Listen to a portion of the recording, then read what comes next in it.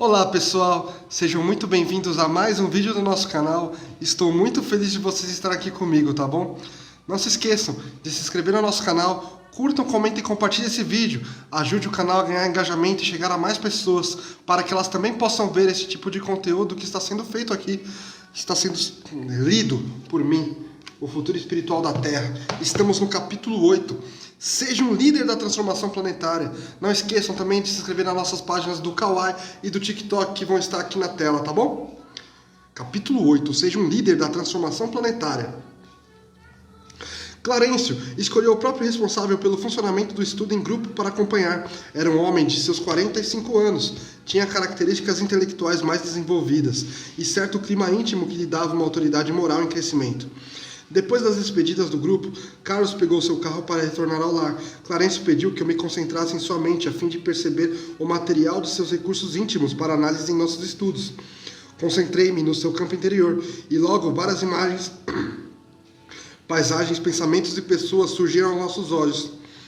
Ainda sob a influência dos estudos da noite, Carlos refletia consigo mesmo. Como os ensinos doutrinários nos ampliam o entendimento, nos estudos de hoje sobre a mediunidade, percebemos como as ocorrências nesse setor têm se desdobrado para a humanidade e o quanto ainda nos encontramos distantes dos ideais de trabalho elaborados pelos instrutores e Allan Kardec para termos amplas possibilidades de comunicação entre as duas realidades. Quantas orientações poderíamos receber dos amigos que vivem no outro lado da realidade física? Vejo, porém, o quanto precisamos ainda melhorar para atingir os objetivos esperados e concretizá-los. As ruas estavam bastante movimentadas e barulhentas, com veículos e buzinas que chamavam a atenção de Carlos, fazendo com que ele se desligasse de seus pensamentos para dirigir o carro de forma segura. Foi quando Clarencio falou: "Estamos diante de um dos modelos daqueles que abraçam a responsabilidade de orientar e conduzir as atividades de um estudo e outras tarefas. Numa casa na qual alguns respondem por toda a instituição, com várias responsabilidades diante de compromissos que podem beneficiar a existência. Carlos é um exemplo daquele que aprimorou o saber adquirindo responsabilidades sobre os outros, que por sua vez confiam em sua direção e exemplos. Poderíamos classificá-lo como um apóstolo da atualidade, e aqueles que o acompanham se encontram na condição de discípulos do bem. Do primeiro, exige-se naturalmente dedicação e comprometimento na condução dos trabalhos, estudo aprofundado, desenvolvido por conta própria e um esforço perseverante além do comum, para a aplicação das verdades abraçadas, atitudes que fazem com que ele ultrapasse a simples crença adquirida, com a possibilidade de desenvolver os sentimentos de amor junto a todos com quem convive no dia a dia.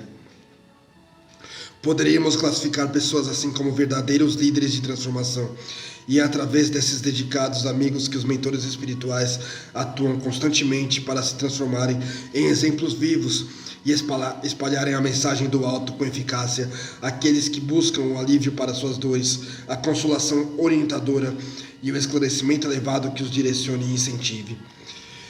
Então serão eles espíritos elevados vivendo junto aos homens? Não poderemos classificá-los como espíritos elevados, pois eles têm uma missão específica e de envergadura maior, como é o caso de alguns companheiros que influenciam um número muito grande de pessoas, como por exemplo e especialmente Chico Xavier, que você conhece tão bem, caracterizado pela personificação da caridade e do amor aos semelhantes. Médiuns como Divaldo Franco, José Raul Teixeira e tantos outros também são verdadeiros divulgadores da palavra e da escrita mediúnica. Isso só para termos uma ideia, em se tratando de trabalhadores comprometidos com a doutrina espírita na atualidade. Personalidades como Dalai Lama, Krishnamurti, Deepak Chopra, Sai Baba. Olha, eu tenho Sai Baba aqui. Entre outros companheiros, estão influenciando as religiões no Oriente e no Ocidente, trazendo reflexões transformadoras para os homens.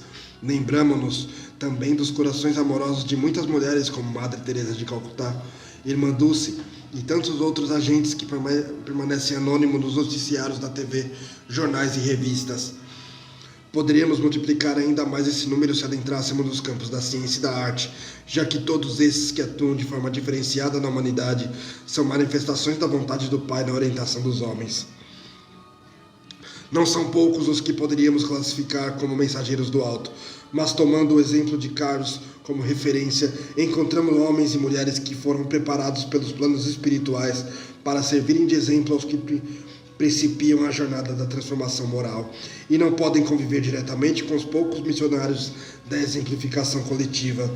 Esses encontram nesses corações o estímulo de renovação nos que ainda estão muito próximos de suas próprias necessidades e que, apesar de lutarem bravamente consigo mesmos, já possuem algo a mais para dar.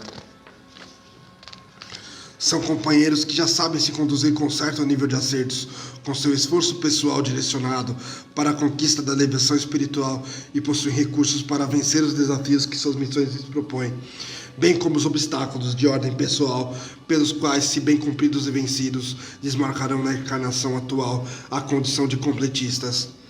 Além disso, candidatam-se como os futuros representantes diretos da renovação espiritual da Terra, pois trabalham pela fixação dos valores elevados em si por meio de suas próprias transformações íntimas, que o orbe tanto necessita implantar.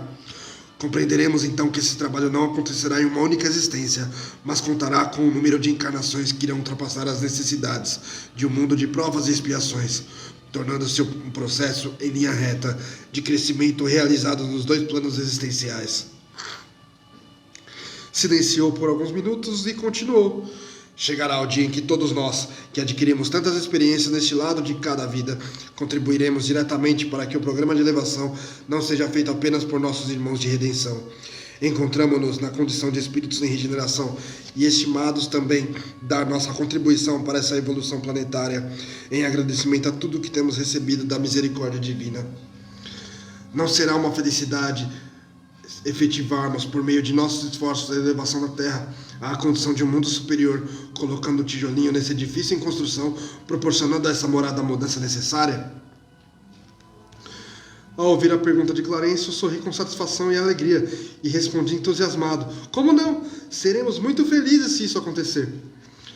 Pois é para esse fim que estamos aqui nessa empreitada, preparando-nos para voltar a esse palco onde tivemos muitas decepções e dores, bem como felicidades e aprendizados, junto a muitos corações que amamos tanto. Todos nós somos os Carlos da vida e precisamos restituir à Terra tudo o que ela nos deu e continua dando para que o nosso despertar espiritual aconteça. Partilhamos com nossos amigos encarnados a luta pelo bem, que é o objetivo maior daquele que é o verbo do princípio. Ele deseja ver esse planeta atingir as finalidades traçadas pela sua sabedoria e amor, na perfeição adequada que o fará brilhar em direção ao infinito, como moradia de luz e esplendor. Dos olhos de Clarencio desciam lágrimas que não ousei questionar, e parecia que sua visão se perdia em paisagens futuras, que somente sua mente nobre poderia alcançar. E com isso encerramos o capítulo 8, pessoal. Gostaram? Muito obrigado, fiquem com Deus e até a próxima. Tchau!